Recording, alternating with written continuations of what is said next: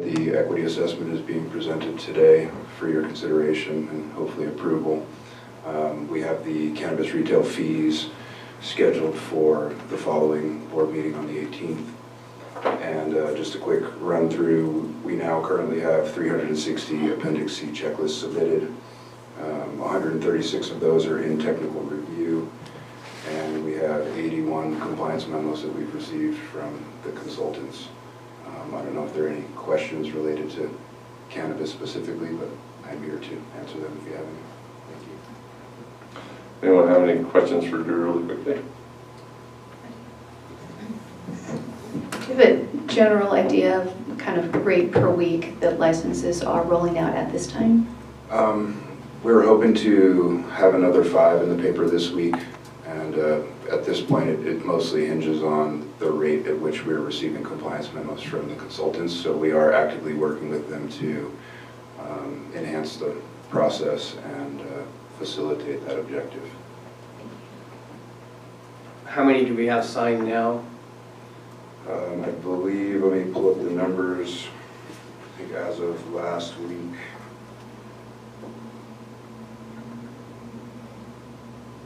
We have,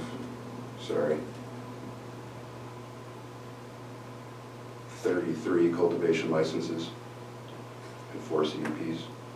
And how many, you ran 8 last week, are those counted in that? Those are not counted in that. So how many do we have ready to sign? I don't know that I have it. I don't know that I have my list set up in that fashion, but I believe it's 16 more than the 33 from the last 2 weeks. Okay, and those will be signed this week, or? The first batch of 8 will potentially be signed this week. Okay, thank you. Thank you. Any other department heads?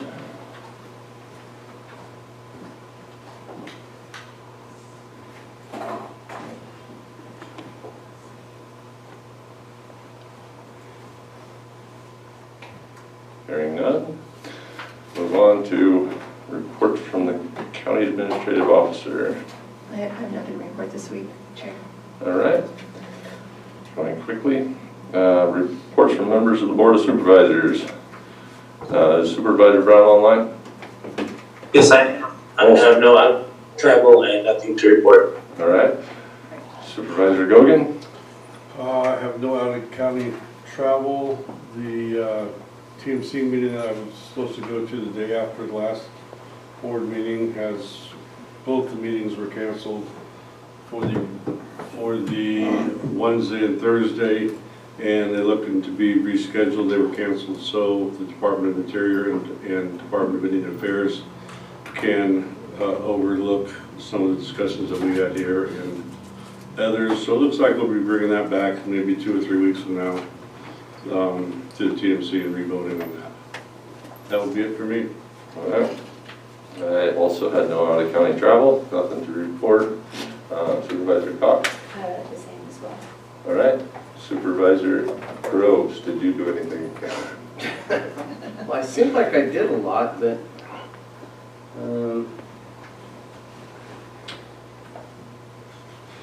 no out-of-county travel. All right. Well, then do you want to start us off with our cannabis ad hoc report? So yeah, again, we've met twice. We are going to go to back to the schedule of not having meetings during the Planning Commission days, but we do have one coming up on the 6th. The discussions keep going on about trying to get licensed through. Of course, we have a little transition with Drew stepping in. He seems to be doing a great job, or not seems, is doing a great job to fill in.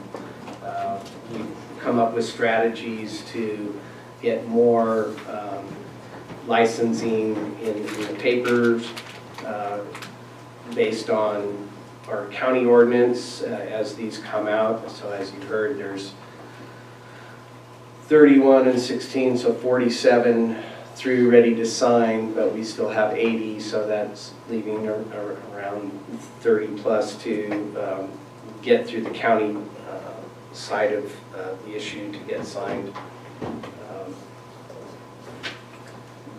Still, as you heard today, massive frustration kind of striking out in all directions as people are in their harvest and prices are down and people are struggling out there.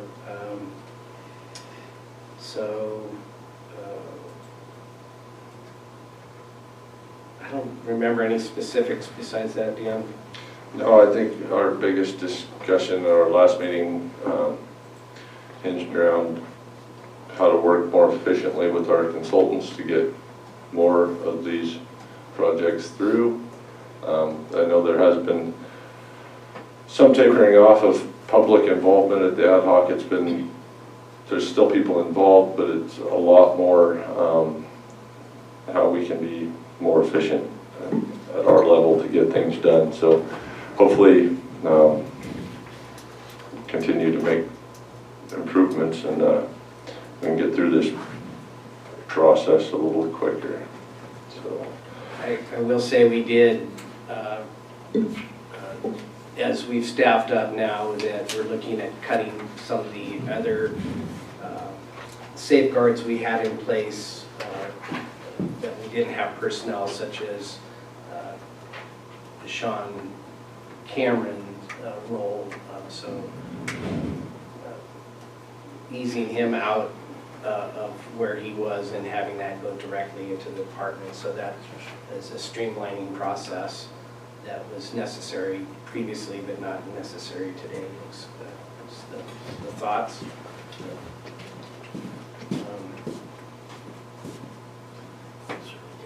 Yeah. Any questions?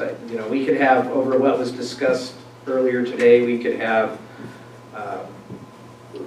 long discussions over why there's opt-outs, why there's not. The money spent. I do have a difference of opinion with Ms. Wright on the value of the money spent previously.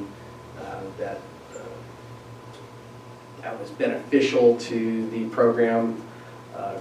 Keeping the program shut down 4 years ago kept people being able to grow with provisional licenses for 3 years, and that was definitely a benefit to those growers versus shutting the program down 4 or 5 years ago and waiting for the secret process. But in fairness, I'm sure she's chomping at the bit to argue with me, but that this would be a long conversation, so that's just my highlights.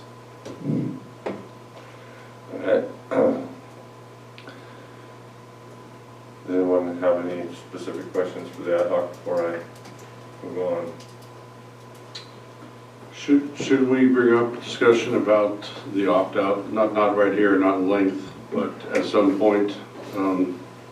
There does seem to be some pros and cons to it, and I think if we could be transparent in front of the public and discuss our reasoning and some of the reasonings that was brought forward today, it might be beneficial to everybody, so everybody's on the same page about the opt-outs, why we have them and why we won't have them.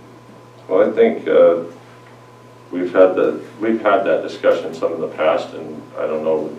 Personally, I think that the opt-out areas are just a band-aid, and while we are updating our general plan, because that's the only effective way to deal with the problem we have. So it's not going to be a quick fix, but I think that the way that has to be addressed is through the general plan and zoning. But we can, I'm sure we'll have that discussion. Yeah, I agree with Dan that the whole ordinance, this whole thing is an integral part of what we've done, and you basically would kind of throw out the whole ordinance at this point to do away with the opt-outs and cause, as when we did the list, and 300 people show up with their signatures, and I think it would be counterproductive. It is noteworthy that in a time we're being told that nobody can survive and that the business model has collapsed around them, that people are requesting to have more land open up, which seems counterintuitive. But to me, the only option at this point is to keep going forward and let the general plan function, work this out, and allow communities to decide. Unlike the argument of racism, counties are duly constitutionally allowed to do land use. You can ban all sorts of businesses within your area. I'll use my great example of a church was banned in downtown Weirville because it was incompatible with the surrounding areas. So that though a passionate argument is not as a nonsensical argument when it comes to land use and the abilities of communities to decide what they want their towns to look like.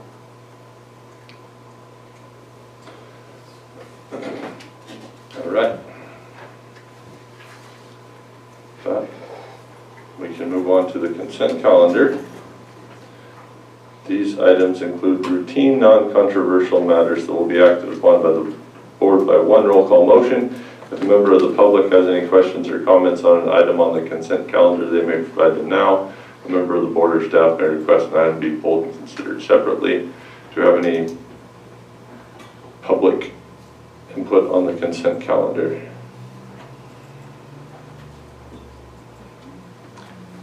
I have no public comment in the room, no raised hands or new cuts.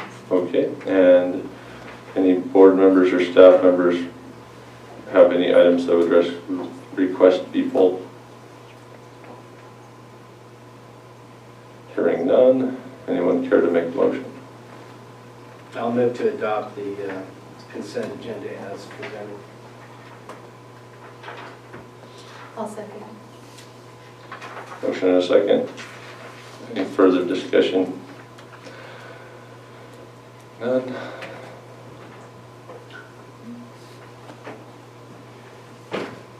Supervisor Cox? Aye. Supervisor Groves? Aye. Supervisor Gogan? Aye. Supervisor Brown? Aye. Chairman Frazier? Aye. Okay. County matters. These items include non-routine or controversial matters and are listed alphabetically by department. A member of the board, staff, or public may request an item be heard out of order. Cannabis, item 3.1, receive a presentation from Cal Poly Humboldt's California Center of Rural Policy regarding the cannabis equity assessment and adopt a resolution which adopts a cannabis equity assessment and the Trinity County Local Equity Program and Program Manual. No impact to general fund. Chair, if I may, this is Supervisor Brown. I'll be recusing from this item in the form of discussion and action due to my county license 181 and my state license 2181 for cannabis. Thank you. Thank you. All right. I am hoping that we have one of the representatives from Cal Poly Humboldt's California Center for Rural Policy on Zoom, and they will be able to do some screen sharing and their presentation for us. Hi, we're here. Okay. Thank you. Whenever you guys are ready, go ahead. Thank you, Chair Frazier. I am Dawn Arledge, the Executive Director for the California Center for Rural Policy at Cal Poly Humboldt, and I am joined today by Dr. Dominic Corba from Cal Poly Humboldt. We have a brief presentation to share with you, so let me share screen here.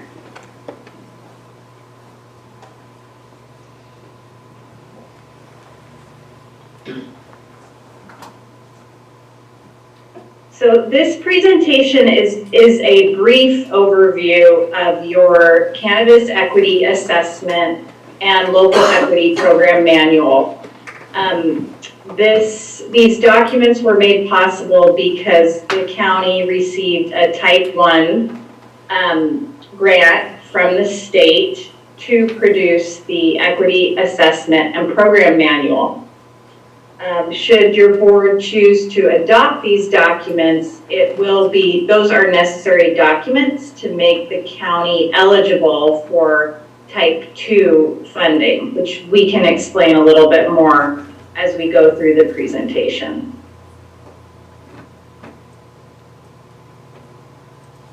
So the purpose of your cannabis equity assessment, it provides a data-informed look at the history of impacts of poverty and criminalization of cannabis on communities in Trinity County. The report provides policy recommendations to guide the county to develop a local equity program.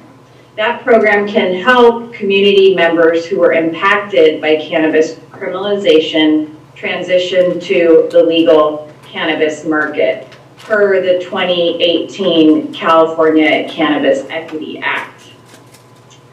The report also makes recommendations for future research to help assure equity and diversity in the emerging cannabis industry. The main sections, just to give you a big picture overview of what's in the assessment, is it's got an executive summary, a background, an overview which talks a lot about specifically the county and the history of cannabis criminalization in Trinity County. We have a whole section on current conditions in the county, health status, socioeconomic status, a lot of secondary data and information about the county. The report goes on to talk about barriers to entry for people who are trying to enter the legal industry, enter and participate in the legal industry. And then, as I mentioned on the previous slide, the report makes recommendations for your local equity program.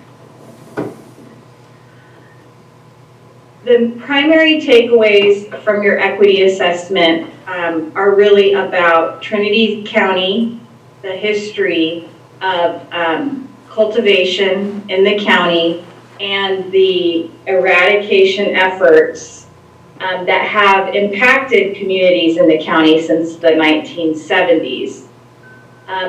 A majority of your permittees are small-scale cultivators who are required by ordinance to maintain a home on site, reflecting your county's legacy of homestead cultivation. And then a couple other just demographic points we make about Trinity County is your small population, poverty rates, and access to economic opportunities. We also note the increased migration from among American families over the last decade. The next couple slides go over what some of the barriers are to entry for applicants and licensees. The first is financial, which is basically the high cost of entry into the legal regulated market. This is particularly true for cultivators for a variety of reasons. All new businesses face financial requirements to enter a new market. Banking, this one is really about the limited banking services that are available to cannabis operators and the risks associated with that limited access. The third one is what we classified as administrative technical, and this is really just about obtaining the necessary permits, which requires time, resources, and significant technical knowledge and skills. These are all barriers that operators are facing as they try to transition to the legal market. This is an issue in multiple rural counties that we've produced assessments for, and so cultivation is happening in areas where the infrastructure and it's not really set up to accommodate growth. So that could be roads, it could be access to remote properties, a variety of things that have to be mitigated in order to come into compliance. Business acumen, this one is just about the knowledge and resources necessary to run a business, to hire employees, to do accounting, inventory control, and well-resourced and highly educated applicants have significant advantages to succeed because they possess that business acumen. The last one is distrust of government, and this is about the prior criminalization of nonviolent cannabis offenses, which left many communities and individuals with a sense of distrust and fear of government, and also just in general unfamiliarity with government processes and protocols. Your local equity program manual is designed to help applicants and licensees who qualify overcome these barriers. We produced, as part of our contract with you, both a cannabis equity assessment and a local equity program manual. There's language in the manual that indicates that the board or whomever you grant discretion to may make adjustments to that local equity program over time as you roll out the program, if you adopt it, and as you learn about what services are most helpful to your equity applicants and licensees. So I have a quick overview of what some of the criteria and components are in your program manual today. The first is around specific eligibility criteria that applicants will need to meet in order to qualify for the equity program. This is not an exhaustive list, but these are some of the criteria that were included in your program and are included in other rural equity programs, including a history of cannabis conviction, low income status, residency consideration for those who have resided in the county for a certain amount of time, experience with previous small-scale eradication. You can also, as a county, consider ways that you ensure your equity applicants and licensees can get licensed. And so there's a few different options that are open to the county to consider. And this, by thinking through these options, this will support the county in a successful Type 2 application. The state wants to see that you are trying to make sure those applicants, equity applicants, get licensed. This slide really goes to the previous little bit I did around barriers to entry. So you really want to have specific programs and services in your manual that address and mitigate those barriers that we discussed. And so that has typically, for other jurisdictions, come in the form of financial assistance for equity applicants to navigate various parts of the permitting process, to help them complete necessary infrastructure and improvements to comply with local and state regulations, providing assistance for equity applicants to access business skill training, workforce development. And the services you offer, those are the parts of the program you might want to evolve over time as you learn more about what services and programs your equity applicants need. And then the last, actually second to last slide, we have a couple data-focused recommendations for the county to consider. One is to if you are not already, continue to or expand tracking data and demographics of your applicants and licensees so you understand the demographics of that population. It's also worth considering updating I already talked about updating your local equity program or LEP as needed as you learn from implementing the program. But there is also the opportunity to update your actual assessment where you can look, as we all know, the industry is rapidly changing and keeping up with that. So your assessment today is from 2022. Things might be very different in 2024.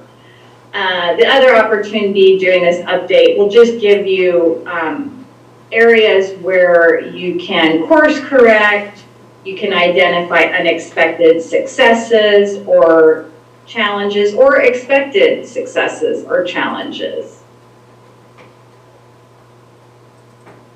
And then finally, we just have a couple of county level recommendations in your assessment that are just big picture, I think, recommendations for the county to consider. One is promoting a diversity of permit types in addition to cultivation. Working to ensure that cannabis businesses provide equitable employment opportunities.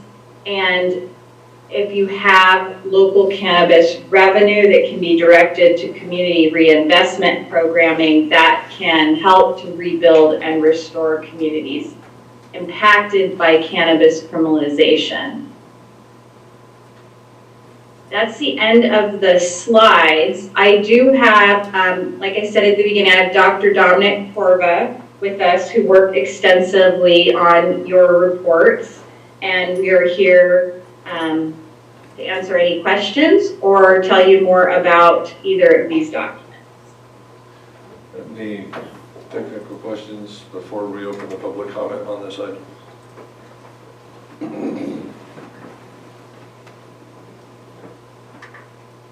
Were they going to present, are you going to present on your findings of recommendations, or that's just what you have in the paperwork that you sent us, in the document? The recommendations I partially summarized in the slides, and then the complete draft LEP and CEA are in your packet for review. So it was very high level summary of, the extent, the assessment is long, the program manual is shorter. Other thing I could mention though is that your equity program manual does also include a review of what other jurisdictions have done, how they've rolled out their equity program, and provide some resources to the county about jurisdictions that have already implemented these programs, and so hopefully those are helpful. Those are also in your packet.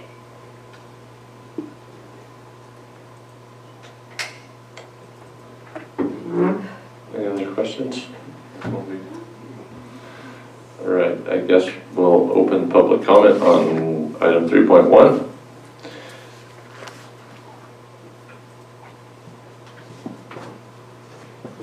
That's all right.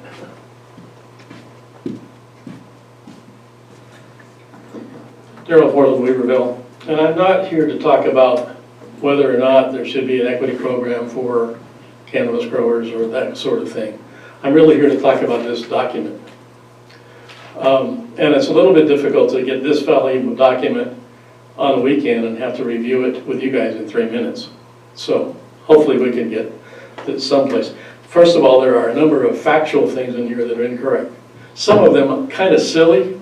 It says in here that Lake County is on the Trinity County southern border.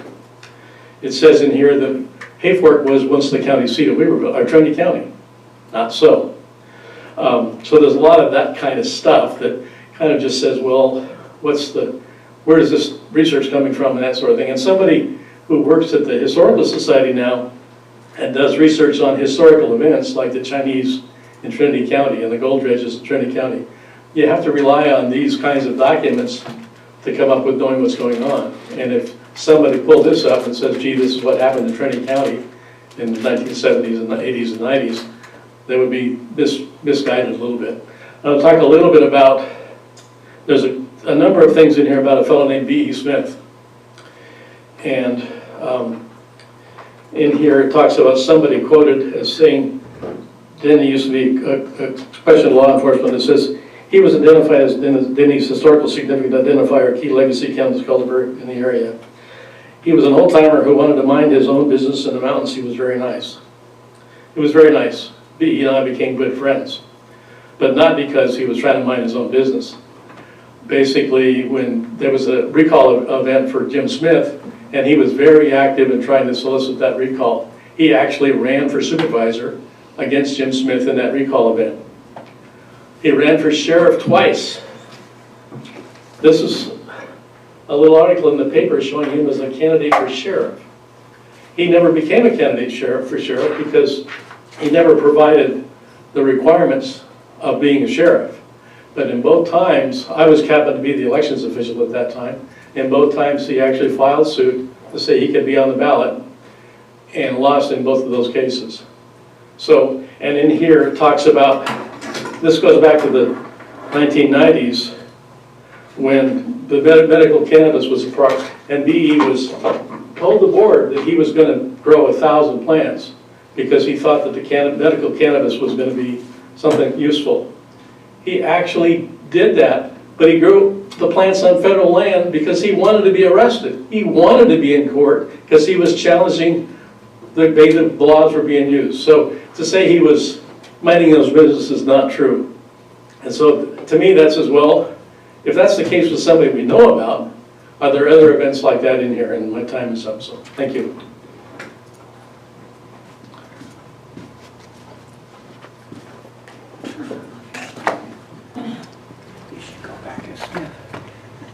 Lisa Wright, Lewiston. I think that an equity program for Trinity County is way overdue.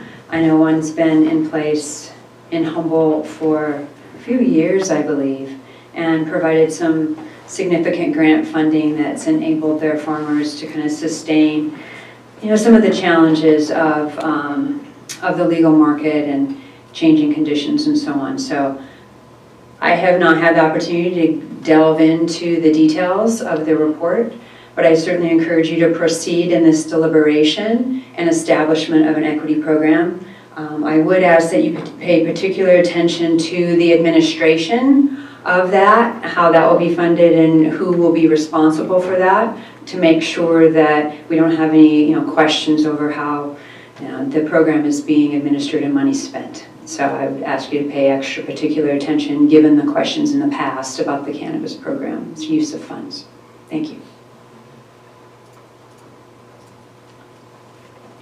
And public comment?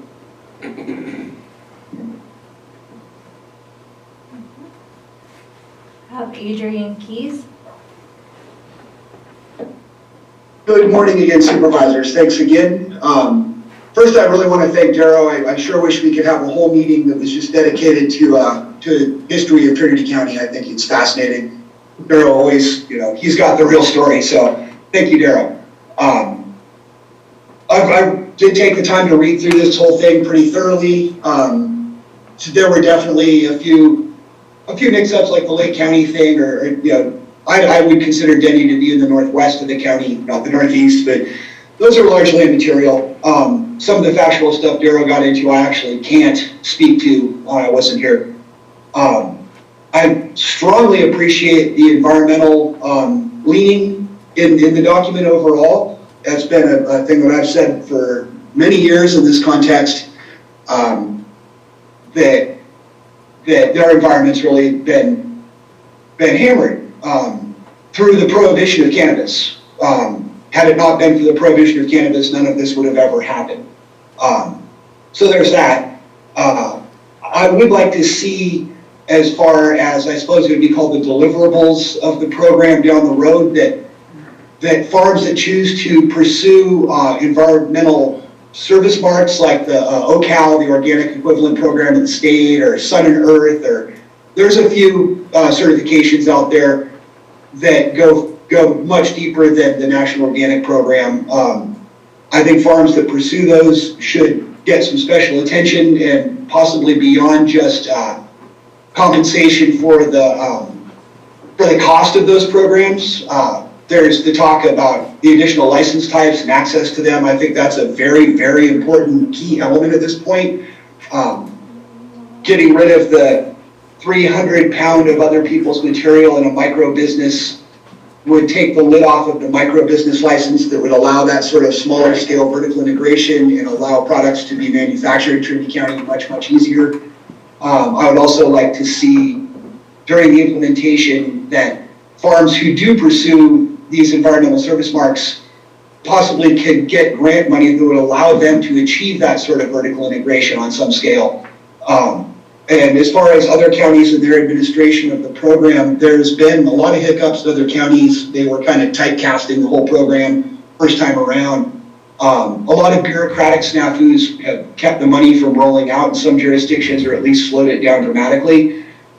Some of those have been just the difficulty of implementing the program. Some have been because there are people in the local governments who would just as soon not to see this happen. And I do hope that our county can do better than that.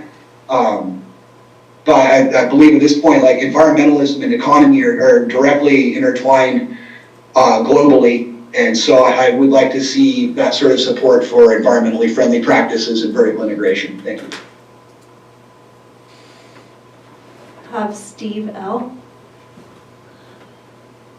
Hi, board. Thanks for taking the time to review this. And thanks for the Cal Poly folks for putting it together. I hope that we get this passed and rolling today. I think it's essential to help shore up what's a tough industry right now. I think part of this helps level the playing field so that we don't all just end up with, a couple of big Walmart-sized companies running this, multi-billion-dollar industry in the state, and that Trinity County can have a viable economic base. We're not able to access all of the benefits that every other type of agriculture gets. Some USDA programs are very helpful for every other type of agriculture, and there's just dozens and dozens of programs that can help farmers.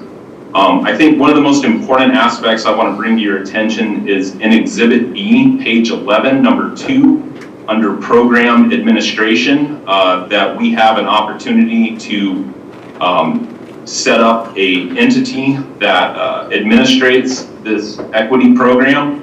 I think that the Board of Supervisors and the Cannabis Division are very overwhelmed and time challenged.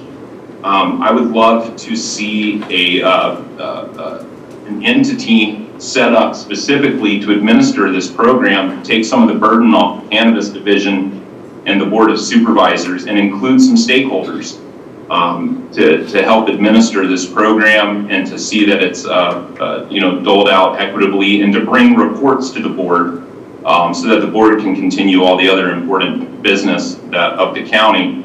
So please consider developing some kind of entity that could administer this program. Thanks so much for your time. Tyler?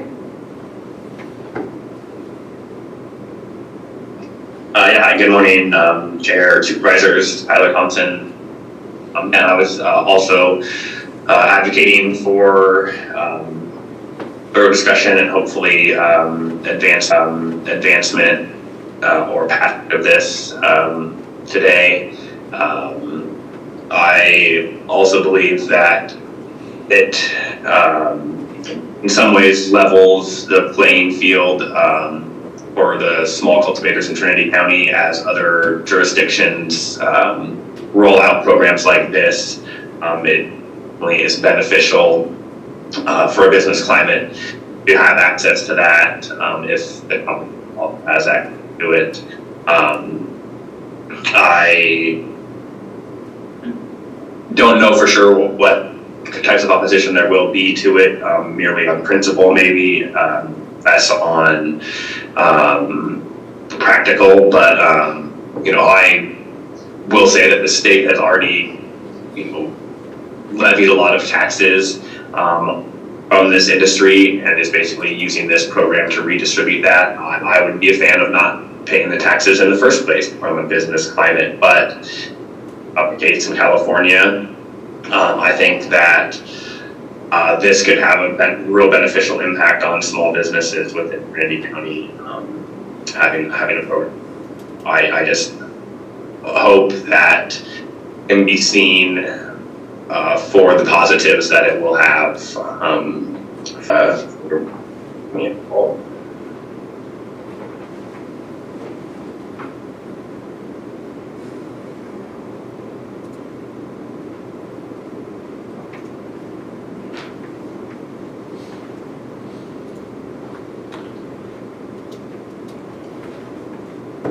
I thought I'd just seen Matt Jefferson raise a hand. Go ahead, Matt. I want to thank the first speaker. I did not remember the gentleman's name, but I completely agree with everything he said, and there was just like quite a few things in there that just weren't really correct. Just seemed like it was rushed. And just like the only concern that I see in it is that maybe I didn't read this thoroughly enough, but it seems very vaguely worded to say that there will be assistance to communities that were impacted by illegal cannabis cultivation. From what I've seen over the past 7 years, 6 years, whatever it is of this program, that makes me think that 90% of the money is going to go to North Lake, and it's not going to help any cultivators. So hopefully I'm just reading this completely incorrectly, but it doesn't necessarily seem like it's helping people that are trying to get licensed. It seems like it's pretty vaguely worded to pass the money around to any community impacted by illegal cultivation. But thank you. Have a good day.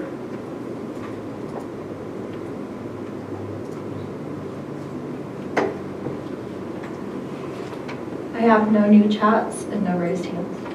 All right. I guess with that, we'll close public comment and bring it back to the board.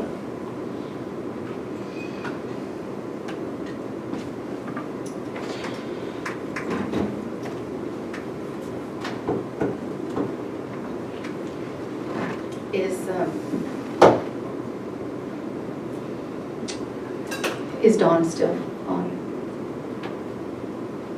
Or Dominic?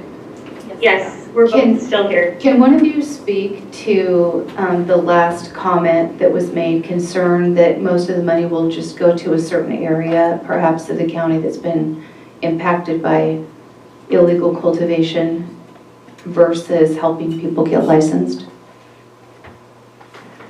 Dominic? Yes, I can take that one. I'm not sure where that impression is coming from.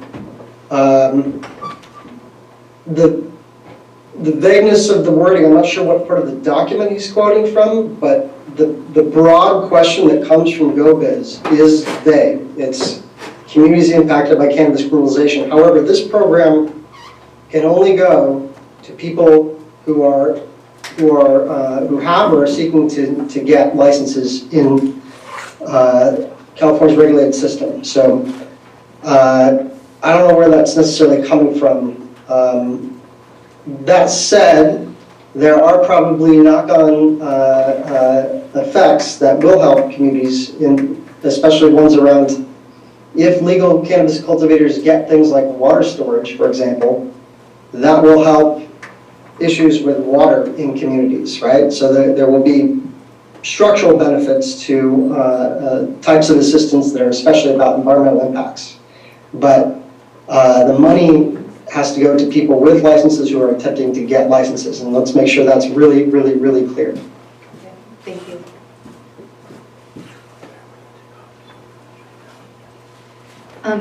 So question as well, Is there a way to clean up the inaccuracies of some of the historical points that our first commenter pointed out without significantly delaying the adoption of the document as a whole?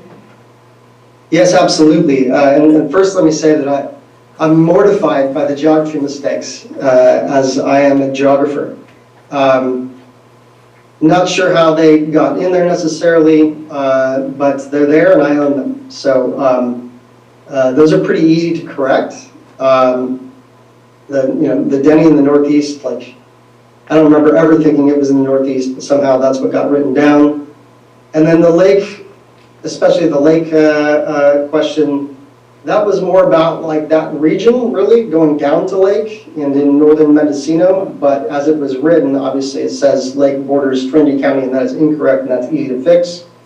And this can happen very quickly if the board basically makes, they're passing contingent upon fixing basic factual errors that are identified here in this hearing or otherwise. So, folks have had a chance to review it, but it's a long document, tough to catch necessarily everything, but Don, correct me if I'm wrong, the board can pass the assessment, with required revisions, right? Which include fixing anything that might be incorrect. Really appreciate that first speaker's historical perspective. Wish we'd been able to actually talk to him because part of that process is really getting deeper history, and I really enjoy that process and talking to anybody who can help me make it clear. Thank you. Would we be able to clean up more things? So in other words, the speaker only had 3 minutes to identify just a short list of items, but there are more than that. So if we pass it contingent upon fixing errors, how specific do we have to be about that list of errors? I think if you made it contingent upon fixing historical and geographic errors, not substance of the program itself. Okay, fine. Beautiful.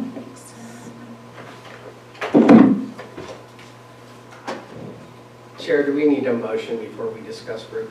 Yes, unless you have technical questions. No.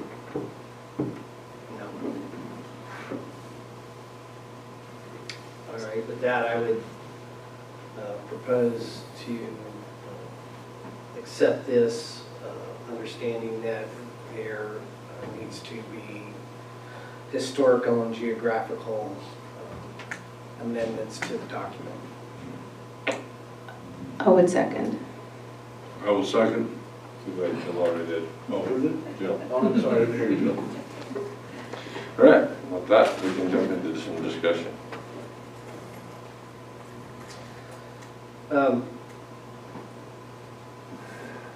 I guess I have on page 70,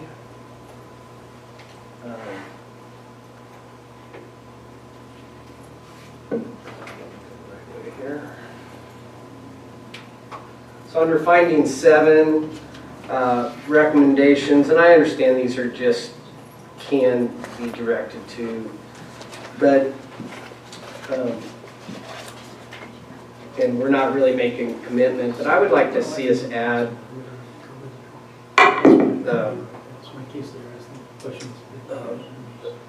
something that, through my time on the school board, that I saw there is definitely a negative impact from cannabis onto our youth, and a lot of the youth saw this as a high dollar place to go and not finish their education. And I remember youth telling teachers that next year I'm going to make twice as much as you do teacher, and so why do I need to graduate, or why do I need to study? So I would like to see something in their potential focus areas as adult education, or people to come back and get their education. Besides that, just one little pet peeve of mine. My big question is, how do we administer this? we don't have the resources today by any department that I see, and unless cannabis is going to get up and tell me they have a big plan for this. What are we going to do moving forward? I don't want us to sit here and say, yeah, good job for us, we have this pot of money, then it sits and we have frustrated industry, and our answer back to them is we don't have the ability to do anything about it. So what's the plan there, guys?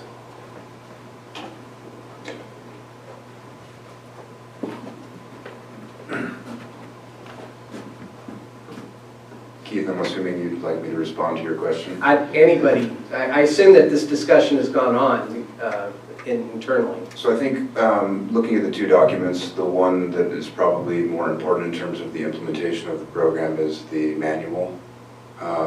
And it does kind of lay out a broad framework for how we would implement it.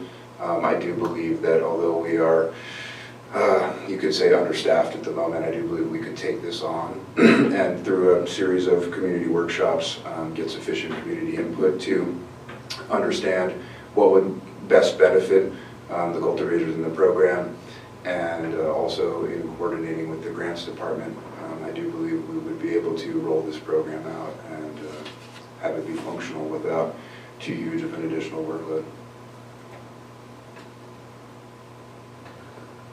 So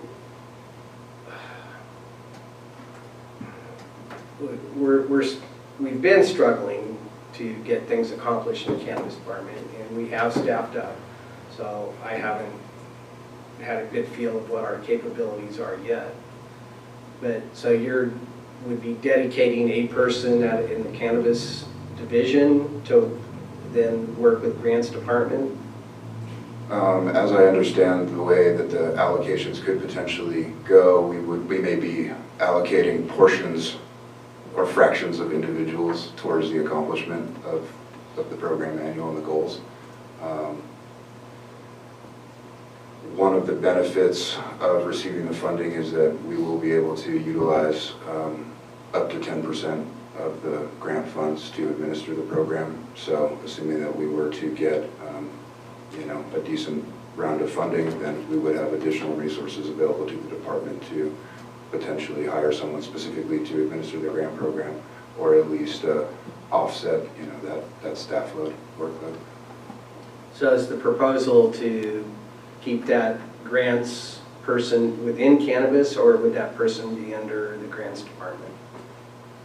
I suppose we need to have further discussions with the grants department. As I understand it, they're happy to facilitate document preparation and things of that nature, but I imagine that it would be preferable to keep that in-house and or some combination between cannabis division staff and community support to oversee the implementation of the manual.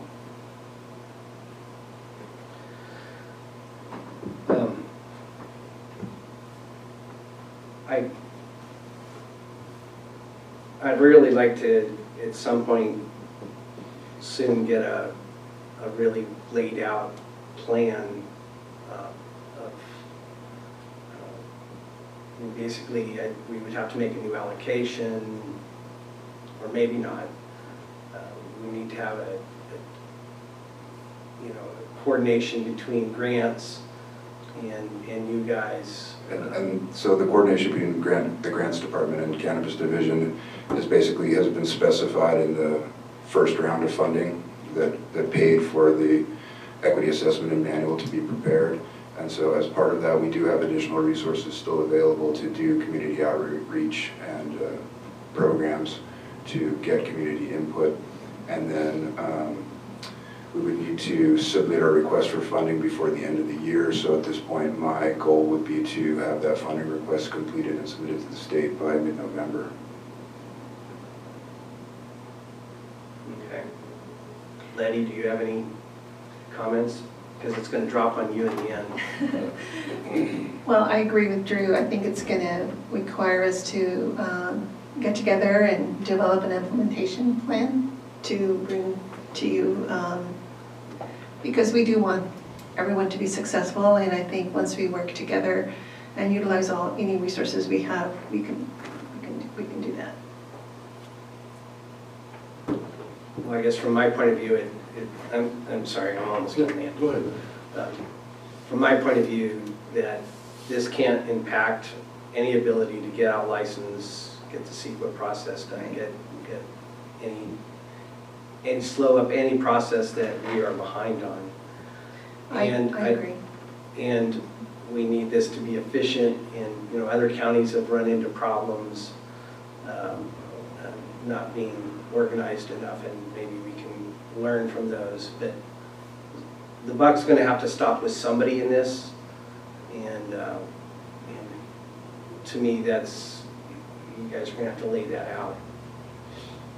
Yeah, I definitely see this document definitely provides a lot of area of improvement, both in service delivery and internal processes. So we can review that and do our best to implement the best service delivery.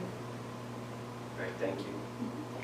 Drew, one last question. You mentioned a couple times public relations, public input as you spoke.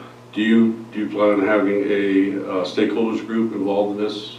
I would love to see that happen. I'm not sure on the technical procedural process at the moment. If board wishes to, give that directive as to what we need to do to accomplish that, I would appreciate it. And if not, we'll figure it out. Yeah, love to have one. While you're still up there, I'll jump on here too. I would plan to discuss this with the board. You're probably the one to answer anyway, though. In the Exhibit B, Section 3, Program Access, Prioritization and Ratios sections, kind of give me pause where it's saying consider prioritizing permits for equity applicants and consider mandating that 50% of all future licenses be provided to equity applicants.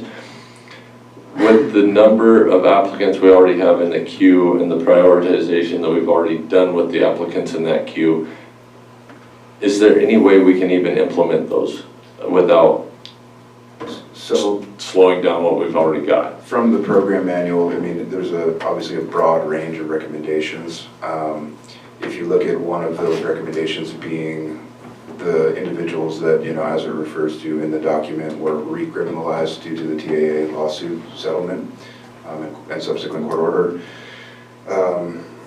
Essentially, the way that we have things prioritized presently is already in alignment with that, because we have prioritized those applicants that received the urgency ordinance extension letter, and so that there wouldn't be any reprioritization in terms of the Appendix C review process, if that's what you're... Okay, and then the other concern I had with that was the ratios where future licenses be provided to equity license holders. I don't know how many applications are already have been submitted that don't have Appendix Cs or whatever, those placeholders that you guys have, but to pick the ones that are equity applicants, you may be throwing everybody else completely out of the program. I'm not sure how that'll work, so that was just a concern I had reading through that. And to that second concern, I could grab the numbers that I have. I don't have them memorized, unfortunately, but essentially there's 100 plus slots open if you're doing the tally from what we have received as submitted Appendix C documents. We certainly could, at the directive of the board, figure out how to either encourage and prioritize applications from those that have been identified as equity applicants. Alternatively, within the broad scope of recommendations, I didn't read that as a top priority in terms of implementing the manual. Okay.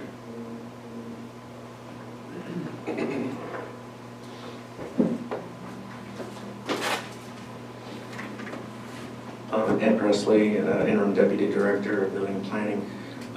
Just a couple of things I would like to add to this, and that is, as much as we do like coming here and wanting to receive direction of the board, we do have the capability of making these decisions on our own and reviewing them with you before anything is implemented. But another thing, to Supervisor Groves' question, the way I see this equity grant is it's going to dovetail into what we already do on a daily basis anyways.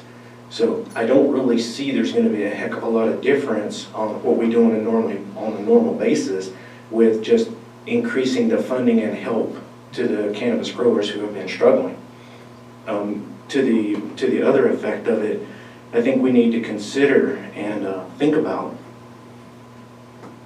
everyone in our program to begin with, from left to right, the full spectrum. If we're thinking they're not going to be approved into the equity program, I think we're kind of missing what the whole equity assessment was about.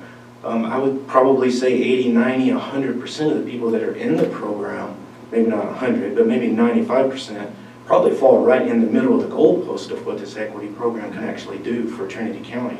So it is about bringing extra money into the county, but it's about getting these businesses through, business acumen, getting them through so that they know how to market, they know how to manage their own books and become viable businesses. I mean, the economic development aspect of this is just, it's huge. We don't ever want to put all our arrows in one quiver, but at the same time, this is something that's just been missed out on because it's been kind of pushed to the side and not allowed to really progress due to a lack of funding and a lack of staffing for the cannabis division. But here we are now, and we have this great opportunity. So I just wanted to add that.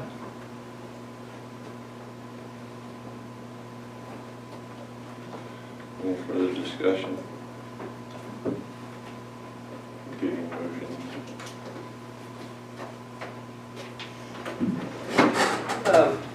Yeah, I can't help myself, I'm sorry. In theory, I find a lot of this offensive to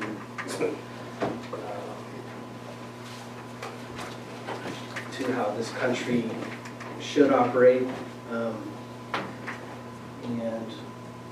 I find it offensive towards individuals for 40 years have watched others gain large benefits by acting illegally, and now they are in the same struggles as the rest of us. So, and I also find when we start as a country and a society pinning down equity based on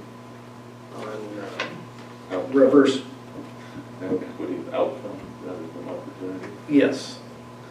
On reverse discrimination or other issues, I find it very sad that our country has gone away from that.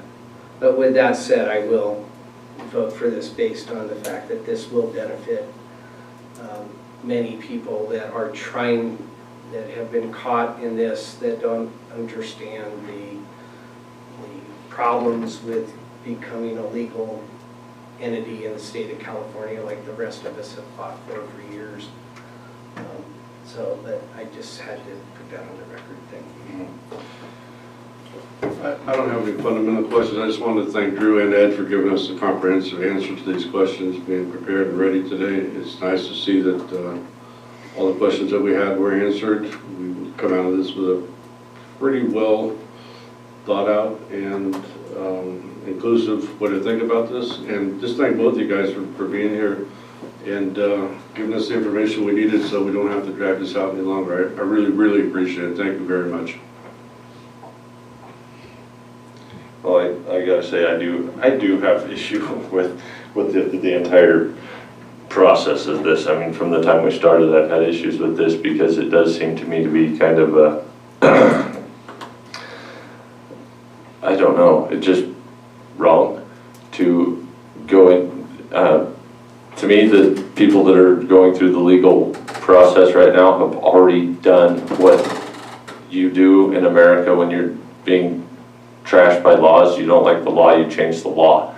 I think that it's been a long, slow process, but at the same time, I mean, we have people that aren't in the cannabis industry that have been also adversely impacted by government and a lot of other aspects of rural living where, I mean, the whole county has been affected positively and negatively by the war on drugs. So I do have a bit of an issue with the grant funding for, I mean, it wasn't very long ago we would hear people talking about how the war on drugs was the biggest money maker for the cannabis industry because, and now so I mean, I struggle. I really do struggle with this entire equity thing. I said from the get-go, I prefer equity to mean built up value in your home, not that everybody gets the same outcome in life. So I really do struggle with this, and I just want to make that perfectly clear that I think that a lot of this is, Tyler Thompson said it, I think, the best. The state of California is taxing people and redistributing that money so the corporate growers can pay for the little guys. But I mean, I just think it's a not the greatest route to take with any business. I know I've been on the ad hoc for long enough to know that yes, these people are really struggling. So are other businesses, and people who have jumped into business that didn't know how to run a business in any industry have went out of business. So there's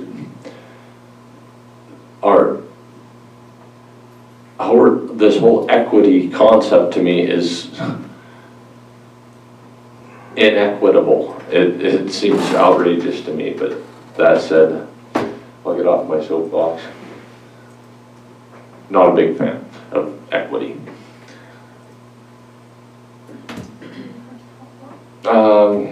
Any other input before we call the vote? The only thing I would say is that I wish that there had been a little more broad spectrum of input, you know, considering our historians, and not just the little facts that we're going to fix, but you know, I struggled when I was reading it just because I feel like it's painting history, not from, I don't feel like it's painting it down the middle of a perspective. I feel like the perspective is pretty weighted. It almost seems like we're writing a document in order to qualify for some money. From that standpoint, you know, it's one of those things that if the state of California is going to throw money out there anyway, I'm more than happy to put a bucket in a position to receive that. If somebody's going to get it, then may as well, yes. But there are pieces of it that I just feel like I just wish that the input had been a little broader, so that the overall feeling when you're done reading it felt like, yeah, 20 years from now, if somebody picks up this document and reads, they're going to get an accurate perspective of history, and so that's my issue. I agree with your feeling on the whole equity thing. It seems like it's coming at us every place all the time.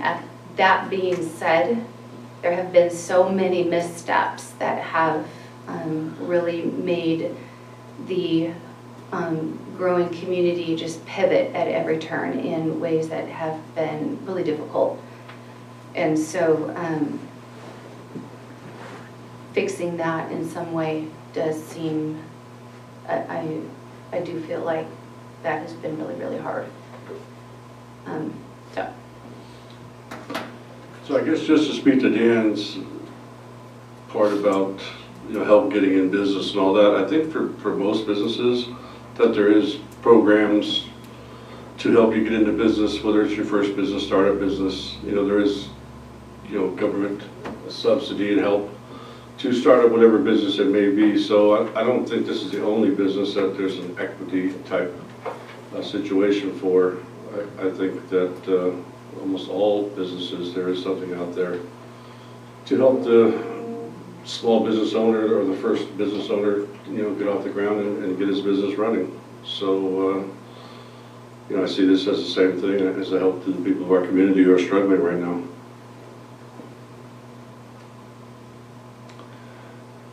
All right, go ahead. Maybe you can go ahead and call for the vote, looks like. Supervisor Cox? Aye. Supervisor Groves? Supervisor Gogan, Aye. Chairman Frazier. No, and that is in no way to reflect on our cannabis cultivators. That is simply the fact that I think the state of California is doing this wrong.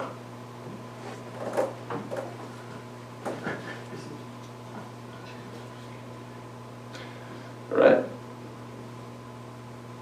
Are we really done at 10:20 and 4? All right, so I will read out the closed session and then we will be adjourned. Closed session, item 4.1, Government Code Section 54954.5C, conference with legal counsel, existing litigation, number of cases 3, Mines versus Trinity County et al., Trinity County Superior Court case number 20 CB 036, Mines versus Trinity County and Kim Hunter, Trinity County Superior Court case number 20 CB 082, and Trinity Alps Farms Inc. et al. Versus Trinity County et al., Trinity County Superior Court case number 21 CB 008. Do you have any public comment on closed session?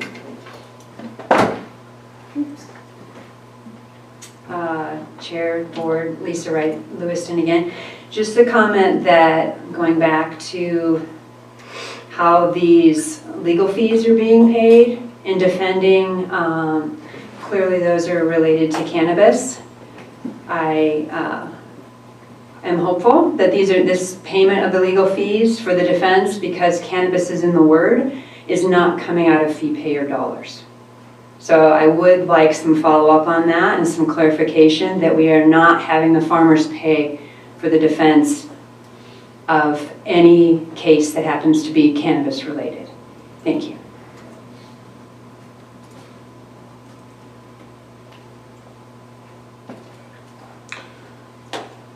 Anyone else?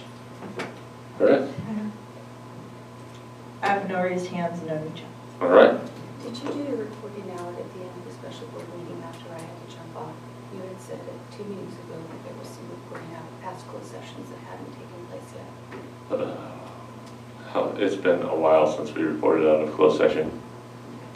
So, and You're not prepared. I'm not prepared to do, I don't know exactly. Which meeting are you referring to? I think it's been 2 meetings ago, we had said at the end, hey, reporting out hasn't been happening, we need some sort of a trigger to make sure it does, and we said, okay, we'll use the special meeting. And we're still working on getting clarification on whether or not there's a legal requirement to verbally report out at the next following meeting, or if by having it on our minutes, and once we get caught up, then the report out from closed session is listed on our minutes when we do them. And once we're caught up, they will be out there and available for review. So I'm still working on that clarification on if there's a legal requirement for us to verbally report out or not. And we will have some conclusion before the next board meeting. If we're going to gather that to be able to put it in the minutes, which is wonderful, I would like to see us go ahead and verbally say it as well. Yeah, and I don't have a problem verbally saying it. I would just like to be prepared to do it and make sure that I report out what needs to be reported out and nothing else. So, yeah, I don't want to jump into anything off the cuff. And I don't have those answers to give to you. Okay. To be able to put all of those back before council. So, with that, we will adjourn, and I guess we'll take a short recess and let's come back at like 10:35 and start our closed session. Because Chair, if you may, this is Supervisor Brown. Do I need to, I'll be recusing from those items. You want me to come back at 10:30 after you announce the items specifically? no, I expected that you would probably had already went to do something else since you were not going to be involved with the rest of the agenda when you recused from item 3.1. So, duly noted that you're going to be recusing and you don't have to come back and tell us. All right, I'll double check with legal, but thank you. All right. As far as I'm concerned, you